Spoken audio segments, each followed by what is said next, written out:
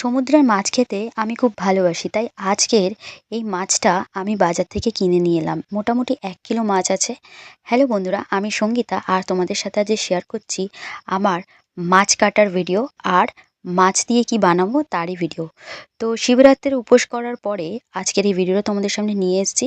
আমি কিন্তু আগে মাছ কাটতে পারতাম না। তবে এই মাছটা কাটা অনেক সহজ।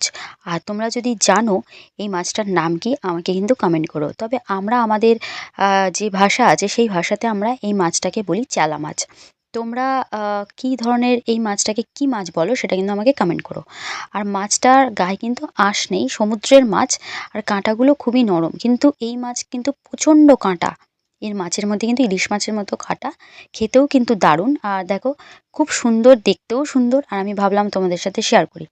আর নিচে দেখতে পাচ্ছ পুচো, ও ভাবছে যে এই মাছটা যদি গোটা ওকে দেওয়া যেত, কিন্তু খেতে পারবে না। তো এর আগে আমি মাছের ভিডিও শেয়ার করেছিলাম। তো আমি মাছগুলোতে নুন আর হলুদ মাখিয়ে ভেজে নেব। আজকের খাবো শুধু শুধু মাছ ভাজা। তো ভাবলাম তোমাদের সাথে শেয়ার করি। আর বন্ধুরা, তোমরা কে কোন ধরনের মাছ খেতে ভালোবাসো আমাকে কিন্তু কমেন্ট করো। আর অন্য কোনো রেসিপি যদি দেখতে চাও বা অন্য কোনো ধরনের ভিডিও, সেক্ষেত্রেও কিন্তু কমেন্টস করতে পারো। তেল গরম হলে মাছগুলোকে ভেজে নিয়েছি আর এখন খেয়ে নিচ্ছি গরম গরম